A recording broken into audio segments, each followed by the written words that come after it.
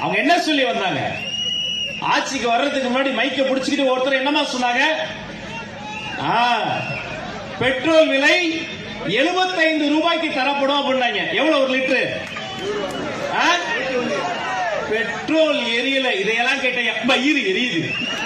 75 ரூபாய்க்கு தராங்க. Gas cylinder விலை போச்சா?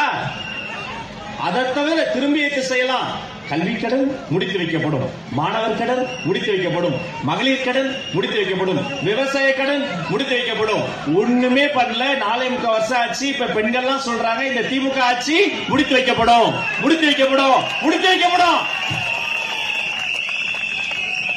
அதற்கான அச்சாரம் தாங்க இது. நாங்கள் ஆட்சிக்கு வந்தால் சட்டம் ஒழுங்கு, ஒரு சர்வாதிகாரியாக இருப்பேன். எந்த கொம்மனாலையும் குறை சொல்ல முடியாது. மிக கடுமையான நடவடிக்கை எடுப்பேன். யாருக்கும் எந்த பிரச்சனையும் வராது சொல்லிக்கிட்டே போனார். நானும் ஏதாவது பண்ணுவாங்க பார்த்தா இடியாப்போ ஆட்சி முடிஞ்சிருச்சு. மீனவர் பிரச்சனை, நாங்கள் ஆட்சிக்கு வந்தால் மீனவர் பிரச்சனைக்கு ஒரு நிரந்தர தீர்வு காண்போம்.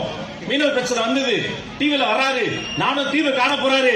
ஆஹா வாங்க வாங்க வாங்க வெயிட் பண்றேன். கோபம் வந்துருச்சு, கோபம் வந்துருச்சு. ஏதோ பேச போறாரு, என்ன பண்ண போறாரு, என்ன பண்ண போறாரு, ஏதோ பண்ண போறாரு பார்த்தா ஒரு கடிதம் எழுதினே. 72 கடிதம் எழுதியிருக்காரு ஒரு மனுஷன்.